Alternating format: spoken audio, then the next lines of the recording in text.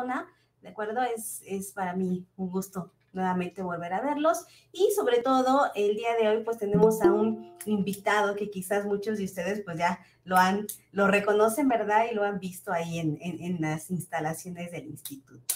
Y pues qué más que conocer la investigación y todo el trabajo que están realizando pues los investigadores que laboran aquí en el instituto, ¿de acuerdo? Entonces, para que lo conozcan un poquito más, les voy a platicar acerca de su trayectoria académica.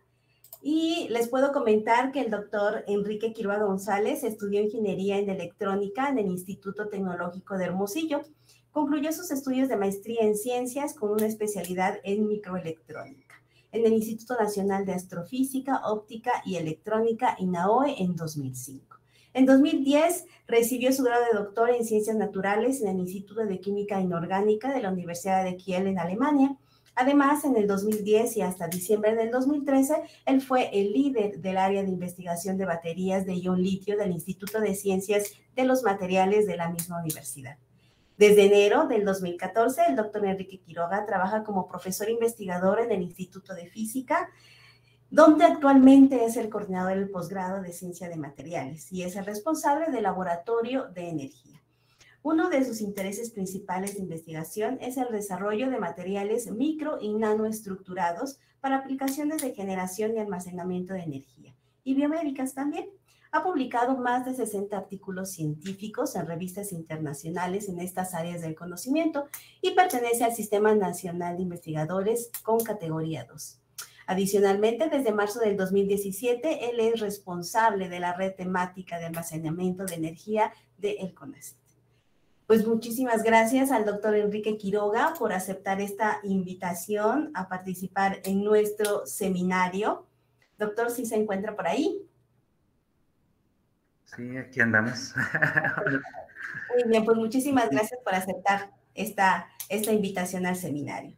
Y pues aún más para que podamos observar y conocer el laboratorio de energía que es responsabilidad del doctor Enrique Quiroga, pues les voy a presentar un videíto, ¿verdad?, acerca del trabajo de investigación que él realiza y nos presenta algunos equipos con los que él cuenta en su laboratorio. Entonces, déjenme compartir pantalla para que puedan observar el video.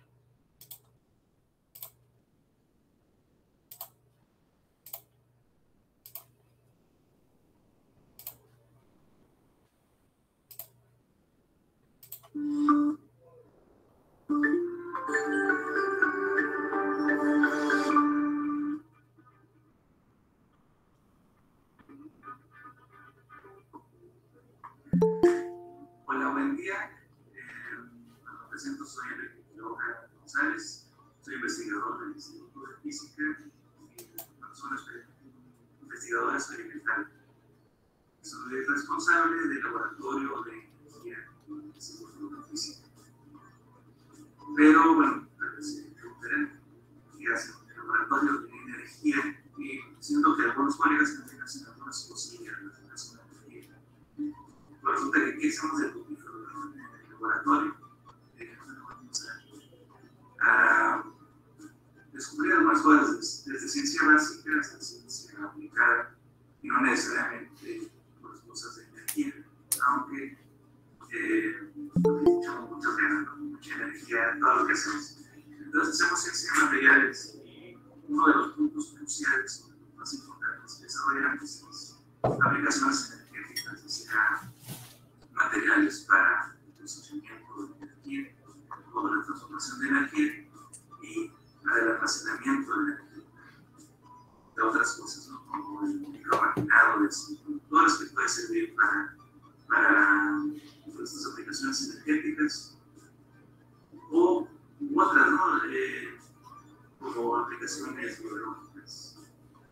Aquí en nuestro laboratorio, de hecho, las mismas técnicas que utilizamos para aplicaciones energéticas las estamos utilizando para aplicaciones bio, para sensores, por ejemplo, de glucosa, sensores de amoníaco, por ejemplo, del cuerpo, o sensores de tejido cerebral.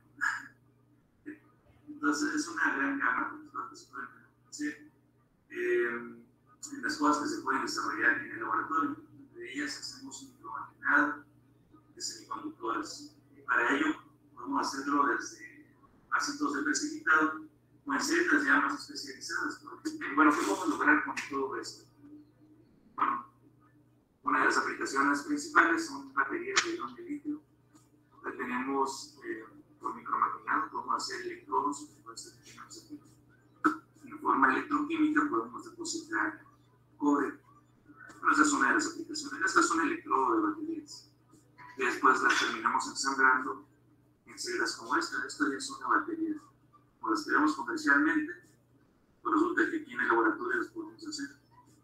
Es uno de los pocos laboratorios a nivel nacional donde podemos hacer baterías. Y para estudiar los materiales, precisamente, esto que tenemos aquí contiene lo mismo que vemos acá. Pero esta celda, que es un diseño propio también de aquí del laboratorio, nos ha permitido cargar y descargar la batería, desensamblarla y poder analizar qué es lo que pasó. De forma que sea in situ, ahí mismo adentro de la batería, o in situ lo podemos sacar y estudiar aparte. Y bueno, hemos fabricado otras celdas específicas para otras aplicaciones, como las biológicas que les he comentado, por diferentes técnicas que hemos analizado, ¿no? Eléctricas, ópticas, electroquímicas. Bueno, esa es una partecita, ahora los invito a sumarlo a una parte del laboratorio.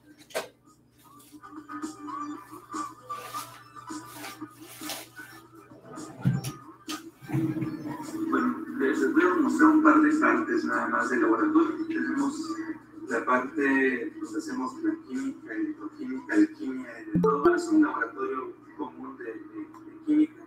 Una parte para depósito por CVD, también en el laboratorio, pero bueno, en esta ocasión me voy a limitar a la parte de caracterización química y electroquímica de nuestros materiales. En esta sección de aquí, como ven, tenemos algunos aparatitos eléctricos. Aquí hacemos las pruebas de las baterías. El aparato que tenemos aquí, bueno, que muy bien lo podemos hacer con otra clase de dispositivos, nos sirve para cargar y descargar las baterías y estudiar su rendimiento.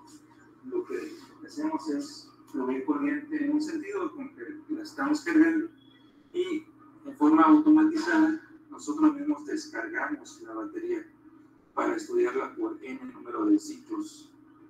Bueno, este es uno de los equipos que podemos utilizar aquí en el laboratorio. Bueno, a partir de datos de estos podemos analizar la eficiencia del dispositivo y bueno, la vida del dispositivo y evidenciar si hay algunos procesos en la batería.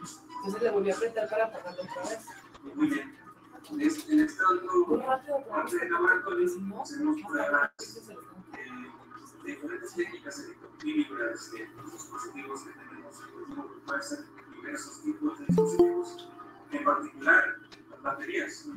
Tenemos conectada una, estamos sacando una amperometría psíquica de un dispositivo que podemos reconocer si hay algunos procesos que están ocurriendo, lo podemos ver en forma de filtros ahí. Y con esto también podemos determinar la ventana de potencial que podemos usar en nuestros dispositivos. Y bueno, aquí en esta área está destinada para algunas pruebas electroquímicas, está donde armamos las baterías. Es una caja de guantes, bueno, no es otra cosa que una caja con guantes. Pero lo interesante de aquí es que ya tenemos un ambiente de árbol. Y nada más podemos usar algo, tal vez criptón o algo así, pero el árbol es lo más común, precisamente porque el litio es muy reactivo con el oxígeno, con el nitrógeno. No nos deja mucha opción aquí en litio. Ahí armamos nuestras baterías y a veces las terminamos de ensamblar acá afuera. O sea, cerramos el dispositivo y aquí en la prensa, por ejemplo, las celdas de botón, las terminamos de cerrar y ya tenemos nuestro dispositivo que podemos caracterizar en las diferentes partes. Muy bien, bueno, espero que les haya gustado el pequeño tour que tuvimos aquí en el laboratorio. Bueno, esta es la parte de la química, laboratorio de ciencia de materiales. Pues bueno, son todos invitados, bienvenidos aquí en el Laboratorio de Energía de México, ya para alguna colaboración de temas que estamos platicando en este momento, o otros, estamos cerrados a temas aquí de investigación. Y bueno, igual también, si gustan, para los estudiantes, son más que bienvenidos a jugar aquí en el laboratorio. Muchas gracias.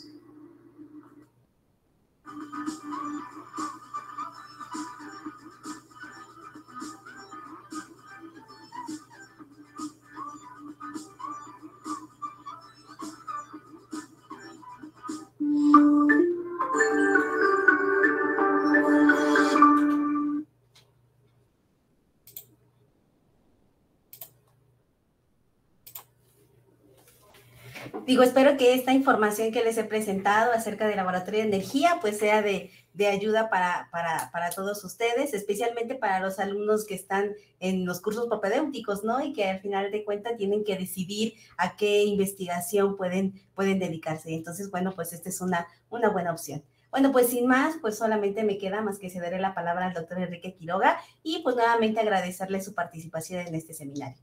Doctor, muchísimas gracias y adelante, lo escuchamos. Sí, muchas gracias, Anabel. Muchas gracias por la invitación. Y bueno, siempre es un gusto estar aquí. Bueno, aquí ando, ¿no? En el Instituto de Física, pero bueno, compartir con ustedes un poco de lo que hacemos aquí en el laboratorio. Para esta ocasión, precisamente, estuve pensando qué será bueno que les platico hoy, ¿no? Pues precisamente de lo que vamos a hablar va a ser de una técnica de caracterización con la que contamos aquí en el instituto. Bueno, contamos con un equipo, un potenciostato que bueno, algunos colegas tienen potenciostatos que es para hacer caracterización electroquímica de materiales o para usarlo para hacer electrodepósito, por ejemplo, o electrograbado de muestras. Pues resulta que es muy común que tiene la técnica de espectroscopía e impedancia. En el área electroquímica, de hecho, le llaman espectroscopía electroquímica de impedancia o de impedancia electroquímica. Sin embargo, como se van a dar cuenta más adelante, no es una técnica necesariamente electroquímica. Pueden medir lo que sea con esta técnica, ¿no? Es una maravilla. Pues les voy a platicar qué cosas estamos haciendo nosotros aquí. De hecho, con el postdoc Miguel Ángel San Pablo estamos desarrollando, de hecho, nuestro propio sistema de espectroscopía de impedancia aquí en el IFUAP.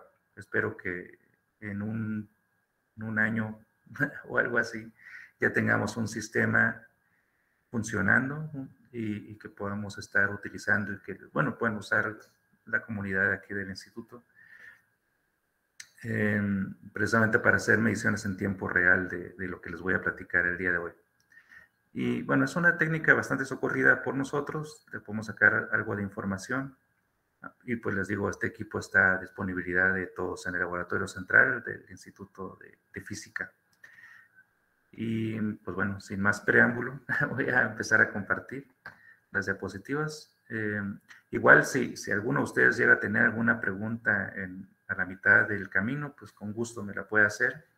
Si no, pues al final también podemos tener una discusión. Si no han entendido nada de lo que les he dicho. Voy a tratar de ir desde un poquito de fundamentos hasta, pues ya meterme un poquito más a profundidad en el tema.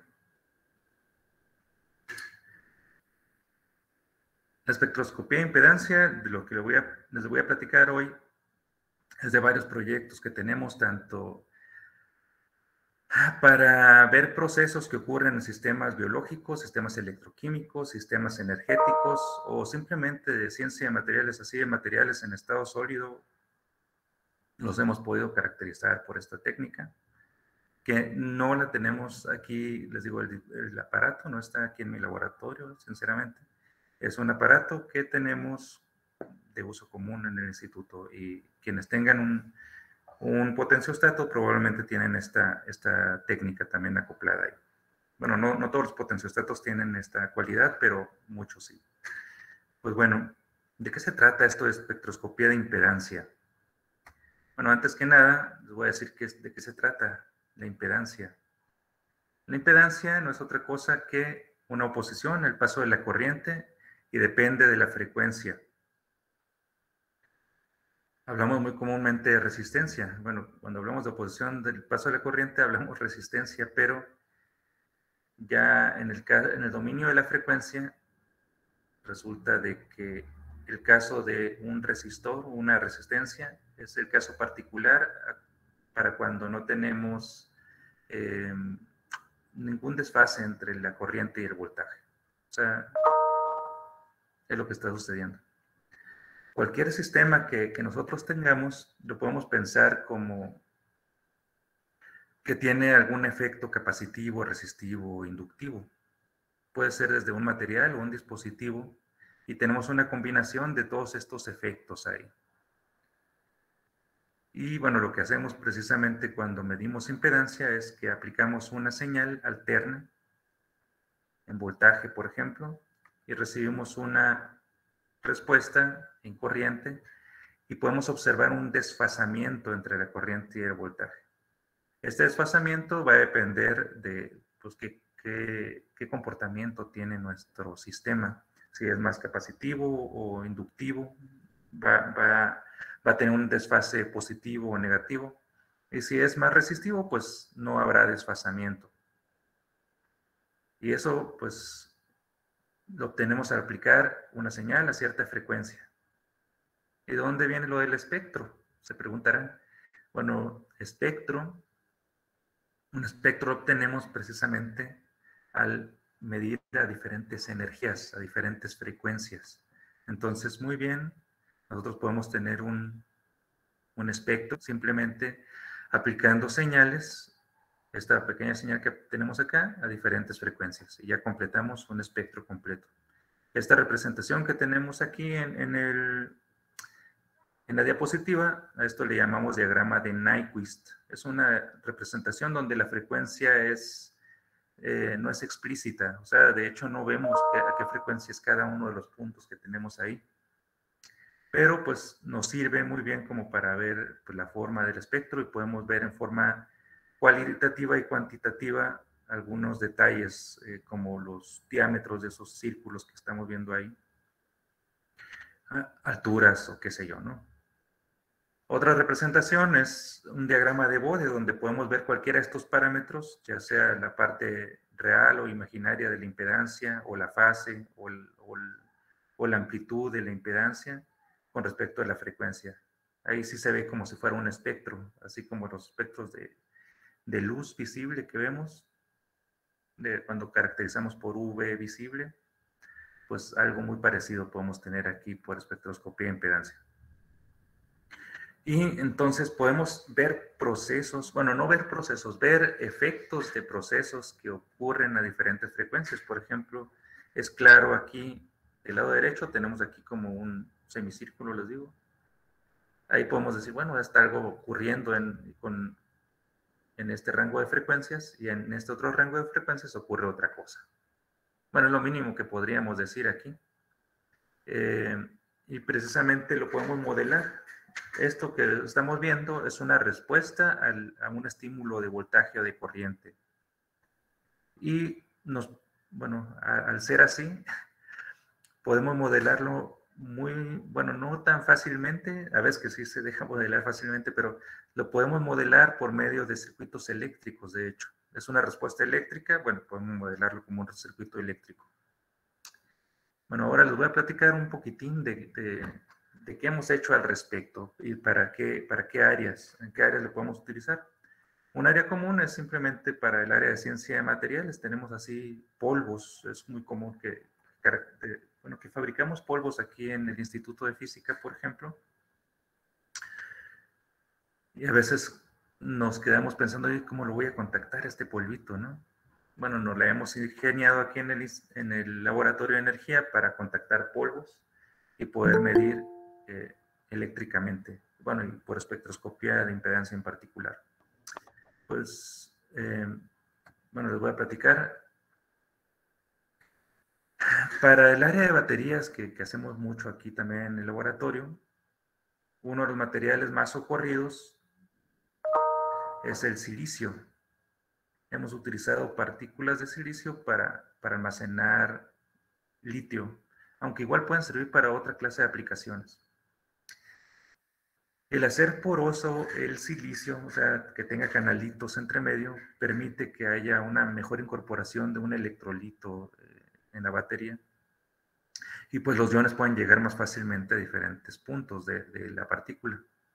Sin embargo, cuando le metemos hoyitos, cuando lo porosificamos, el transporte electrónico en el material se ve mermado.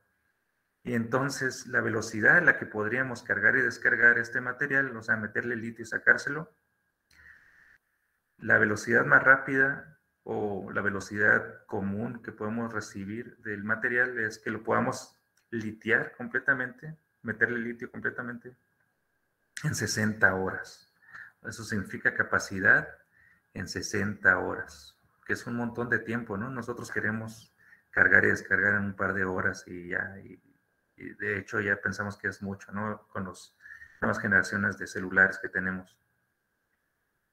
Entonces, una partícula porosa de silicio ayuda al transporte iónico, pero el electrónico se ve mermado. Una solución es recubrirlo de carbón y con esto, bueno, hay reportes en los que han llegado a cargar en 50 horas. O sea, no se ve una super mejoría en este sentido. Sí se ve una mejoría, pero no súper, ¿no? Entonces, la propuesta de nosotros aquí en el laboratorio es que, ¿qué sucederá si los hoyitos los llenamos de carboncito también? ¿A qué velocidades podríamos llegar? Pues toda veremos ahí esta discusión. Yo creo que, espero que próximamente podamos resolver el problema. Sin embargo, ya hay evidencia de que podría funcionar. ¿Cómo lo hemos hecho? Simplemente contactando los polvitos, ¿no? Pues preparamos el material primero, porosificamos por un método que le llamamos Metal Assisted Chemical Etching, que hemos optimizado aquí en el laboratorio también. Y como podemos ver, aquí el que tenemos a la derecha es de que incorporamos una miel de sacarosa y luego pirolizamos y se recubren los hoyos, las paredes del hoyo, se forman hasta menisquitos, ahí podemos ver evidencia que hay carbón.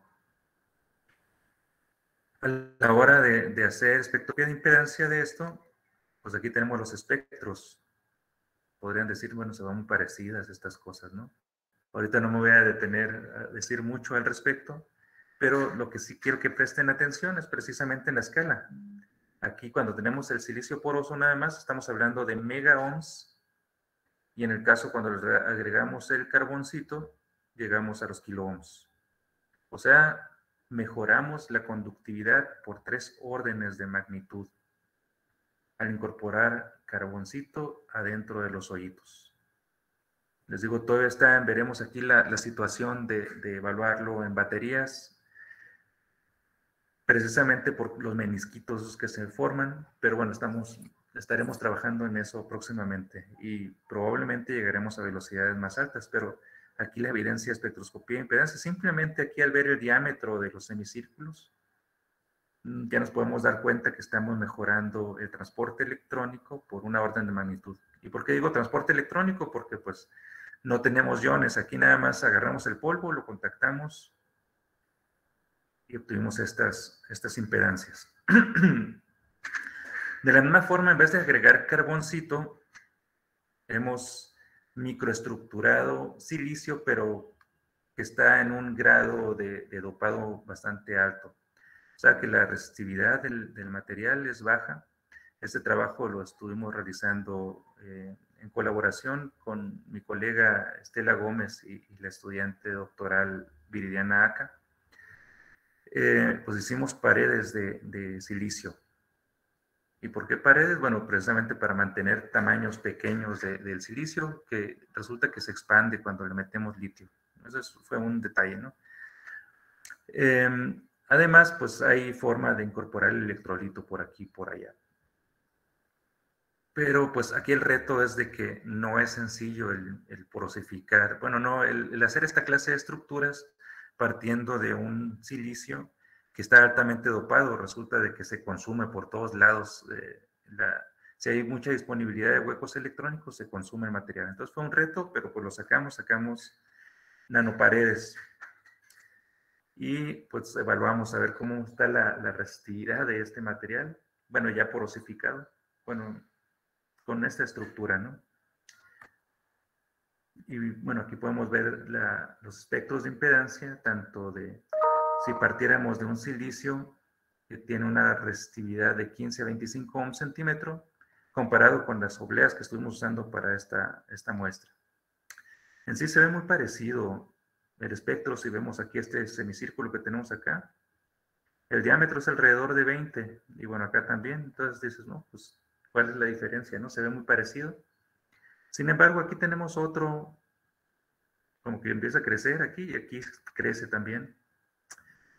Aquí lo que podríamos pensar es de que este semicírculo que tenemos aquí tal vez va a cerrar en cierto punto acá, en el orden de 300 ohms o algo por el estilo. Sin embargo, este otro, de la izquierda, de una oblea de más alta resistividad, pues no tiene para cuándo cerrar. Entonces no se sabe, probablemente va a estar en el orden de los kilo ohms el diámetro de este semicírculo. Entonces ahí se ve la gran diferencia que hay también de alrededor un orden de magnitud, al menos, para el transporte electrónico entre un material y el otro. Entonces también esperamos que con estas nanoparedes que son altamente dopadas, mejoremos el transporte electrónico, además del transporte iónico que tenemos, ¿no? Y aquí no necesitamos agregarle carboncito. Y aquí pues estamos evaluando nada más las puras nanoparedes, igual que el polvito que evaluamos anteriormente. Ahora, ¿qué sucede cuando evaluamos en una batería esta clase de, bueno, cuando usamos espectroscopía de impedancia, pero ya en un sistema completo, en un dispositivo, ya no solo en un material, sino en un dispositivo? Ahí podemos tener más interfaces, podemos tener pues mezcla de materiales, ¿no? Ese es el caso, por ejemplo, de electrodos de pasta para baterías de ion de litio. Aquí revolvimos, estos son microhilos de silicio que también hemos desarrollado aquí en el laboratorio con técnicas relativamente simples o revoltura de técnicas. Es común que se revuelva con carbón conductor y un aglutinante como carboximetilcelulosa. Se hace una pasta y se embarra sobre un colector de corriente. Eso es común, bueno, no tanto para microhilos de silicio, pero es la forma convencional de trabajar con electrodos de diferentes materiales, ¿no? Para baterías. Al evaluar este material ya ensamblado en una batería, podemos ver que su espectro, bueno, tiene ciertos detallitos, ¿no? Aquí se ve como que hace un quiebre el espectro, luego tenemos acá un máximo, luego acá empieza a crecer también. Bueno, estos detalles que podemos ver, bueno, se ve a simple vista, de hecho, se deben a diferentes partes de la celda que podemos modelar de forma eléctrica. Por ejemplo, la parte más lenta, bueno, aquí les he de decir, la parte de la derecha, estas son frecuencias más lentas, andan en el orden de hertz. Y en la parte de la izquierda, andamos en el orden de cientos de kilohertz. Bueno, la parte lenta, que es esta que aquí, es la incorporación de iones al silicio. Luego en la superficie tenemos pues una interfaz aquí que puede estar compuesta también del negro de carbón que se le agrega o se forma, bueno, aquí no tenemos ninguna capita, ¿no? Pero con el tiempo, después de que empezamos a usar la batería, se forma una capita que le llamamos Solid Electrolyte Interface y tenemos el electrolito aquí también. Entonces, todas esas partes responden diferente con la frecuencia. Entonces, los podemos separar aquí muy fácilmente en el espectro. Aquí tal vez no es, bueno, hay regiones de frecuencias donde se empatan dos procesos, en donde pues están ocurriendo un par de procesos, o donde lo podemos visualizar más bien, donde podemos visualizar un par de procesos. Ya por medio de un modelado, por software especializado aquí en espectroscopía e impedancia, podemos deconvolucionar el espectro y obtener la respuesta, bueno, los componentes, los valores de los componentes de resistencias, capacitancias, ¿no? Y bueno, se nota una diferencia cuando ya empezamos a usar la batería, que está fresca, y luego cuando le damos una primera litiación, o sea que se incorpora el litio, cambia el espectro, como se dan cuenta, y cambia precisamente porque ahora no tenemos silicio así solo, sino que ya se le incorporó el litio. Entonces la constante de tiempo, o sea, la velocidad a la que responde el material es diferente. Igual en la superficie, como les comentaba, se forma un Solid Electrolyte Interface. El electrolito probablemente permanece muy parecido también la respuesta, pero se ve un cambio. A lo mejor aquí parecería como que aumenta la resistencia. Bueno, aquí estamos en 2500 ohms, aquí andamos en 270 y tantos, pero igual, como les platicaba anteriormente, esta parte de aquí cierra quién sabe hasta dónde, ¿no? Hasta miles de ohms. Entonces, cuando está fresco, o sea, cuando lo acabamos de preparar el electrodo, es más complicado agregarle litio al material. Cuando ya le metemos litio, precisamente se empieza a amorfizar el silicio, se crean ahí algunos canalillos que permiten la incorporación del litio un poquito más sencillamente. Ahora, bueno, para evaluar un sistema todavía más simple, aquí metimos microhilos de silicio, precisamente para ver qué es lo que está sucediendo y sin necesidad de estar preparando microhilos de una manera más simple, hemos trabajado con polvos así comerciales de silicio y así los venden, ¿no? Tal vez hasta con formas irregulares. Y esto lo podemos preparar nosotros también, o sea, a partir de obleas de silicio lo podemos triturar y hacer polvito y pues ya hacemos nuestro electrodo. Esto lo estuvimos trabajando con Erika Espinosa, que bueno, también ya se doctoró. Y estuvo trabajando aquí con el preacondicionamiento de silicio para baterías. Lo que queríamos evidenciar es qué le sucede al silicio. Y no solo con litio, sino con sodio. Bueno, ahorita les voy a presentar nada más un par de resultados con litio. ¿Qué le sucede al material cuando se le empieza a incorporar al material el litio al silicio? Pues nada, resulta que después de 75 ciclos de estarlo cargando y descargando, bueno, aquí lo hicimos por voltamperometría cíclica nada más. Así se ve el espectro, se ve muy parecido a como si lo tuviéramos fresco el material. Tal vez de forma rápida podríamos decir, bueno, aquí se ve un semicírculo y a lo mejor acá hay otro. Ya con un ojo más agudo, yo les podría decir, por acá hay otra cosa, otro proceso. Y a lo mejor este semicírculo está medio alargadón, entonces yo creo que son dos procesos. Entonces a lo mejor aquí tenemos 1, 2, 3 y a lo mejor un cuarto, ¿no? Eso ya es con un ojo refinado en cuestión de impedancia. Pero así, a simple vista, no es evidente. Entonces, lo que hacemos también y lo que hemos hecho aquí en el laboratorio es jugar con los datos de diferentes formas. Una forma que están usando también alrededor del mundo es precisamente estudiar tiempos de relajación, ver constantes de tiempo que podemos tener aquí. Estas constantes de tiempo, características del sistema, se pueden obtener a partir de la fase. O sea, nosotros tenemos amplitud y fase a la hora de medir impedancia. Al sacarle la derivada a la fase, se pueden ver los quiebres que uno encuentra en el sistema y así podemos reconocer a veces detalles que no se ven a simple vista. Entonces, con la derivada lo podemos obtener y aquí, como les dije, podemos evidenciar 1, 2, 3, 4, 5 tal vez picos, ¿no? Tal vez los más evidentes son 1, 2, 3, los más grandes y este que permanece constante, ¿no? Que es debido al transporte electrónico nada más. Todos estos 3 picos. ¿Qué sucede ahora si, bueno, podríamos evaluar ciclo a ciclo esto? Y también podríamos evaluarlo a diferentes voltajes. Pues resulta de que sí lo hicimos. Si monitoreamos aquí las alturas estas que tenemos acá, nosotros podemos obtener una gráfica en 3 dimensiones como la que tenemos acá. Variamos el voltaje dentro de un mismo ciclo y pues estuvimos obteniendo estas constantes de tiempo. Como podemos ver, conforme uno va variando el voltaje, o sea, aquí va bajando el voltaje conforme más litio le vamos metiendo a la batería, o al electrodo más bien. Y estas constantes de tiempo, que lo podemos ver en el eje Z como color, va variando.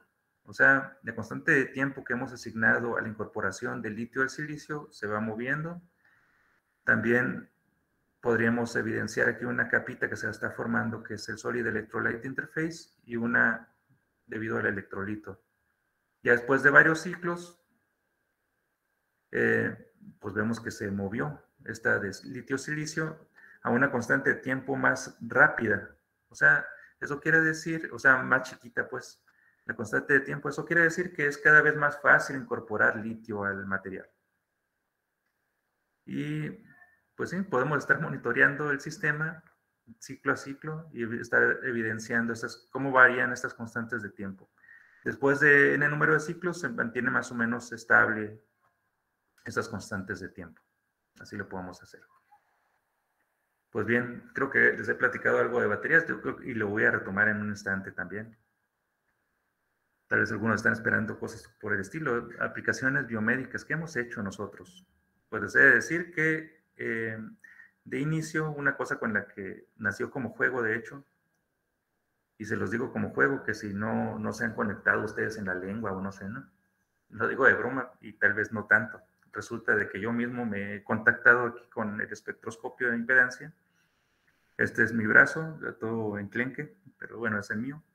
Aquí medimos exactamente distancias entre los electrodos, se definió a cierta distancia y se medía el músculo del bíceps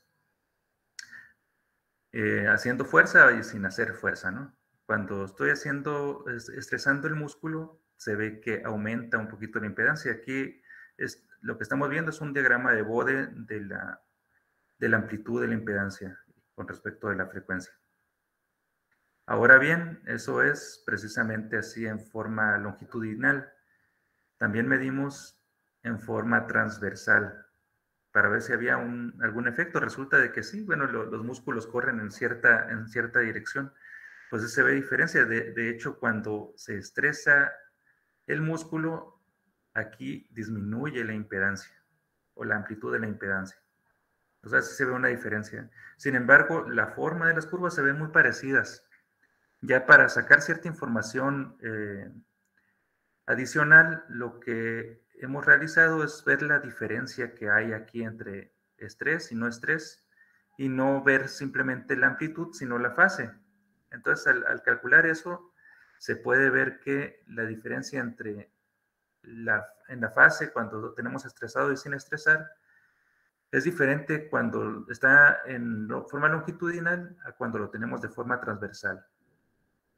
Y de hecho, si sacamos la diferencia entre uno y otro, podemos ver que hay una mayor diferencia de fase entre longitudinal y transversal alrededor de 100 kilohertz.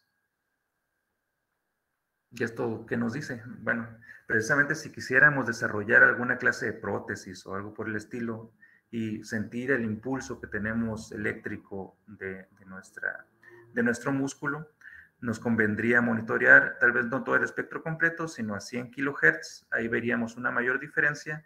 Y si precisamente se siente este estrés, o sea, que aumenta la fase, entonces quiere decir que la persona quiere mover el músculo. Entonces esto nos permitiría mover la prótesis. Bueno, esa es la idea, ¿no?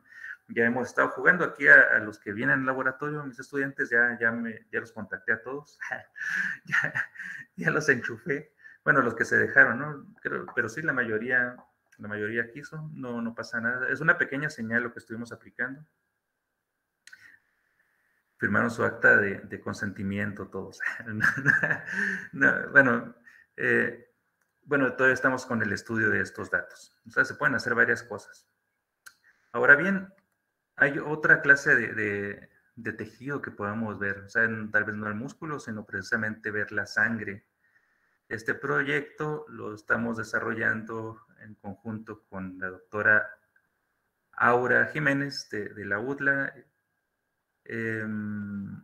y su estudiante Rosy Grijalva. Bueno, estamos viendo sangre. Y aquí, ¿qué es lo importante de la sangre? Bueno, ¿por qué queremos ver la sangre? Precisamente queremos tomar la espectroscopía de impedancia como una técnica simple para determinar si tenemos obesidad, por ejemplo. La cuestión es de que al principio, cuando empezamos a medir, bueno, vimos la sangre y se ve hacia el espectro. Bueno, ahorita nada más tomé el espectro como se ve en el aparato. Y ahora, si le quitamos los glóbulos rojos y nos quedamos nada más con el plasma, el espectro se ve muy parecido. Entonces, aquí, ¿cómo vamos a determinar algo, no? Así nos quedamos al principio. Entonces, aquí utilicé un truco. Resulta de que, como les decía anteriormente, no alcanza a cerrarse el semicírculo. Entonces, para que cierre, pues lo que tengo que hacer es cambiar la constante de tiempo del sistema. Una forma muy simple de hacerlo fue agregarle un resistor en paralelo. Se lo conecté en paralelo y nada, ya se ven estos espectros que tenemos acá. Y hay una cosa interesante que podemos notar. Tenemos un semicírculo aquí que es exactamente del mismo diámetro que el que tenemos acá cuando tenemos plasma. Pero aparte, cuando tenemos glóbulos rojos, aparece este detalle aquí a frecuencias altas, este pedacito de acá. Entonces, podemos evidenciar una contribución de los glóbulos rojos que precisamente se separa muy bien en constantes de tiempo. Es un proceso mucho más rápido, mucho más conductivo, los glóbulos rojos, que cuando tenemos el plasma. A la hora de hacer un modelado eléctrico, podemos pensar en la sangre como el plasma con glóbulos rojos aquí. Bueno, tiene otros componentes también, ¿no? Ya tal vez los médicos como la doctora Aura puede decir, bueno, ¿qué más tenemos aquí? Pero un modelo muy simplista es algo así. Tenemos los glóbulos rojos, el plasma, y cada una de las componentes le podemos asignar una constante de tiempo, RC, tanto de los glóbulos rojos como del plasma. Y modelándolo, podemos sacar los valores de R y de C de estos dos componentes.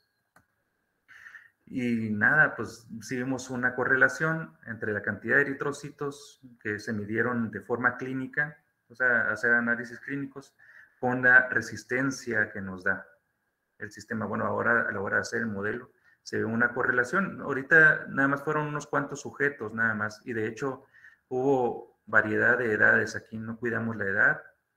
Y de hecho, también hay diferentes cantidades de otra clase de componentes en la sangre. Aún así, a pesar de que se tomó toda esta variedad de valores, hay una correlación con la cantidad de eritrocitos, con la resistencia. Al menos podríamos decir si una persona está anémica, por ejemplo, ¿no? Al ver esto. Y respecto a lo que andamos buscando para decir si alguien está obeso, pues se empieza a ver algún detalle. Todavía necesitamos trabajar bastante más. Se ve cierta tendencia con la cantidad de triglicéridos, por ejemplo. Pero bueno, todavía se ve mucho scattering aquí, ¿no? Y la cosa es que son poquitos sujetos de prueba. Pero bueno, ahí va la situación. Y bueno, ya de forma rápida, igual para dejar un par de minutitos para discutir, bueno, espero que les llame la atención esta parte, es de que estamos tendiendo a hacerlo en tiempo real, esta clase de técnica. Ahorita con el postdoc Miguel Ángel San Pablo, estamos tratando de hacer un sistema que nos permita obtener espectroscopía de impedancia en tiempo real. ¿Aquí qué onda? Bueno, la cuestión anteriormente que les había platicado es de que medimos a una frecuencia y luego a otra, y luego a otra, y luego a otra, en el número de frecuencias. El detalle es de que para que eso funcione, el sistema debe estar en estado estacionario. O sea, el sistema debe ser el mismo cuando medimos a la frecuencia número 1 a cuando medimos a la frecuencia número n. ¿Por qué? Bueno, pues el sistema ya no va a ser el mismo, ya no podemos modelar de la misma forma con todas las frecuencias. Entonces necesitamos asegurar estado estacionario. Pero ¿qué tal si queremos medir en un sistema dinámico? Entonces, para lograrlo, lo que se ha hecho en otras partes es movernos más rápido que la velocidad de cambio del sistema. O sea, que nos movamos como flash y veamos, a pesar de que el sistema esté cambiando con el tiempo, que parezca que el sistema no cambia con el tiempo. Entonces, para eso lo que hay que hacer, lo que hicimos o lo que estamos desarrollando es aplicar la transformada de Fourier. Es aplicar todas las frecuencias al mismo tiempo, obtener su respuesta, y entonces sí, el espectro de impedancia podemos obtenerlo hasta en un segundo, ¿no? Siendo que bueno, tomando en cuenta que la frecuencia más lenta de todas sea alrededor de 1 Hz. Algo así es lo que estamos desarrollando, con un sistema modular usando osciloscopios, generadores de funciones. Un sistema así, pues ya existe como potenciostato de una cuantas compañías. Esto no es común, esta técnica. Pero bueno, a mí he tenido la fortuna de usarlo. Lo hemos usado para un sistema, bueno, complejo y más simple. Aquí, este es un electrodo para baterías de microhilos de silicio, pero les digo que es más simple porque nada más tiene cobre y silicio, o sea, no le metimos más componentes aquí al detalle. Esto nos permite modelarlo un poquito más simple. O sea, ya el sistema está compuesto de hilos. En la superficie de los hilos se forma un solid electrolyte interface cuando se está cargando y descargando la pila, y pues el contacto eléctrico, que es cobre. Cada interfaz de estas, cada parte, la podemos modelar con una resistencia que es para el transporte electrónico o iónico, y aparte tiene acoplada una constante de tiempo dependiendo del proceso que esté ocurriendo ahí. O puede ser algo físico, puede ser algo químico, ¿no? Entonces, haciendo esto, hemos monitoreado diferentes constantes de tiempo y podemos ver, por ejemplo, si midiéramos cada minuto de espectroscopía de impedancia, obtener un espectro cada minuto mientras está cargando la batería, podemos ver aquí, bueno, esta curva de abajo es la curva de carga y descarga aplicando corriente. Aplicamos corriente en un sentido y en otro, ¿no? Eso es lo que está sucediendo. Pues nada, pudimos medir mientras estábamos cargando y descargando la pila, que eso es claro que está variando con el tiempo, de hecho. Pudimos monitorear la impedancia, hacer una deconvolución en los componentes eléctricos y así sacar las constantes de tiempo, que son productos resistencia por capacitancia. La constante de tiempo más lenta es esta que tenemos aquí, la tau 3, y hemos encontrado que tiene una buena correlación precisamente con el voltaje. ¿Cómo va variando el voltaje mientras estamos cargando la batería? Al sacar la derivada de ese voltaje, se ven picos que normalmente obtuviéramos a la hora de hacer voltamperometría cíclica. A esos potenciales donde aparecen los picos ocurren procesos. En el caso del silicio ocurren cambios de fase, obtenemos diferentes aleaciones de litio-silicio. Y eso lo reconocemos muy bien en esta constante de tiempo 3. Como ven, aquí hay quiebres que corresponden muy bien a esos voltajes donde ocurren esos procesos. Entonces, se puede evidenciar muy bien con espectroscopía de impedancia. Y ya hemos monitoreado otra clase de procesos, por ejemplo, grabado. Hemos grabado poros en silicio. A la hora de variar la corriente aquí, con corrientes más bajas, podemos tener estas partes más delgaditas del poro. Esto de aquí es un poro, bueno, una ejemplificación de poro, esquematización. A la hora de estar grabando, podemos también monitorear el proceso y vemos también, podemos deconvolucionar en varias constantes de tiempo, y también la más lenta, que tiene que ver también con las reacciones en la superficie del silicio para quitarle el material. Vemos que la constante de tiempo aumenta en la parte en medio, aquí cuando el poro está más delgadito. Tiene que ver precisamente con el transporte a través del poro. O sea, se está limitando el transporte del electrolito debido a que se hizo más delgadito el poro. Y hay una buena correlación de esa constante de tiempo precisamente con el diámetro del poro. Hemos encontrado una buena correlación. Y lo hicimos en tiempo real.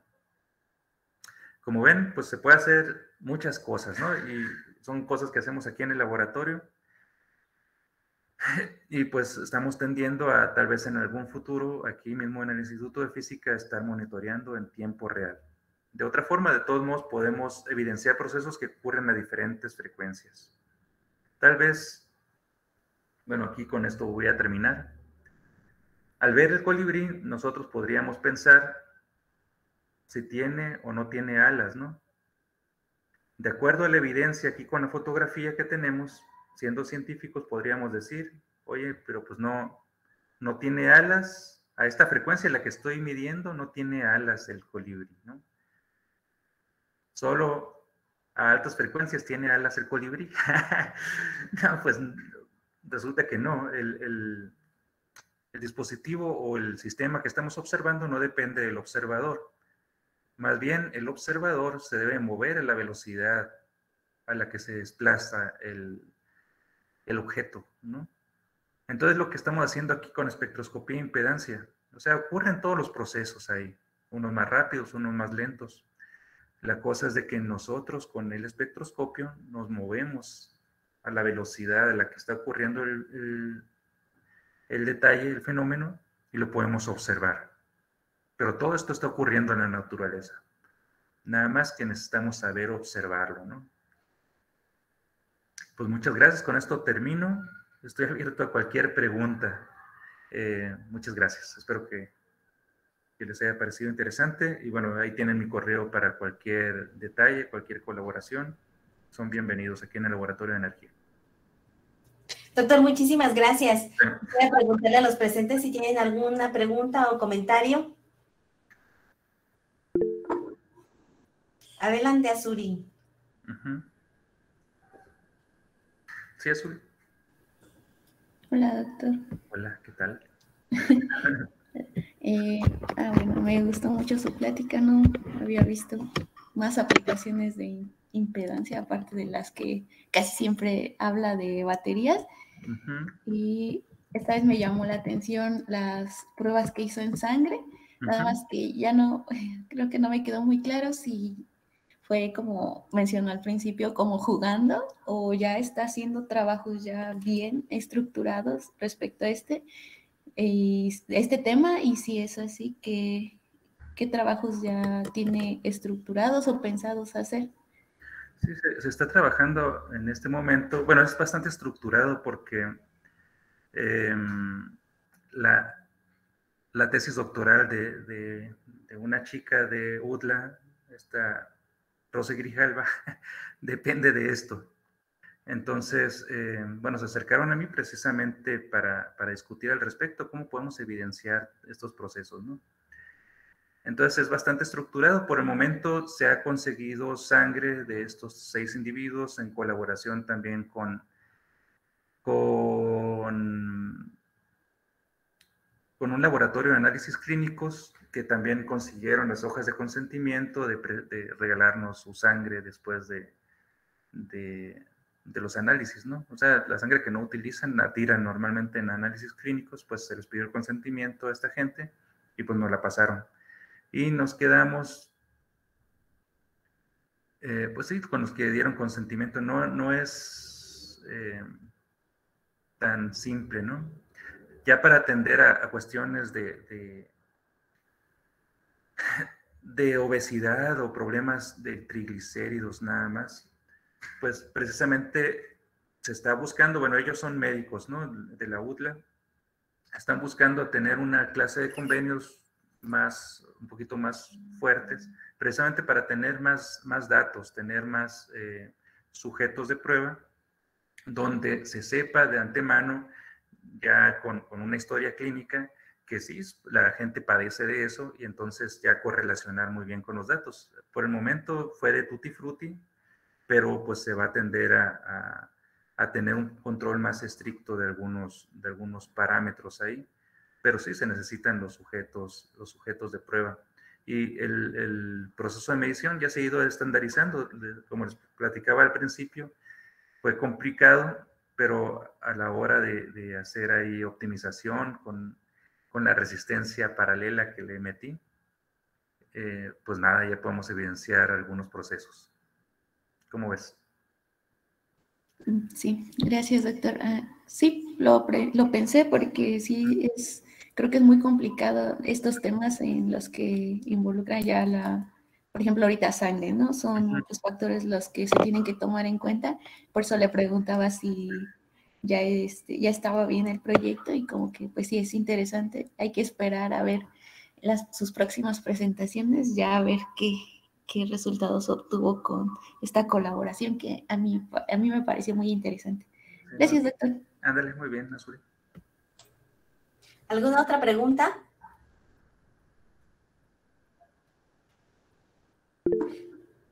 Adelante, doctor Silvain. Mira, Enrique, hay algo que no manejo muy bien. Regresando al caso de la sangre, es un líquido, sí. ¿Okay? En condiciones normales. Si tomas un electrodo en una batería de ion litio, es un sólido. Yo recuerdo muy bien que hace mucho tiempo hice mediciones de impedancia a temperatura variable sobre un sólido, era un fosfato. Si hacíamos pastillas así, se tenía que cubrir una superficie con una pintura de plata, otra superficie con la pintura de plata. Ni siquiera era fácil porque si había un contacto, un microcontacto entre las dos superficies de la pastilla, se echaba a perder todo la medición. Obteníamos mediciones, pero que no significaban gran cosa. Sí. Mi pregunta va en ese sentido.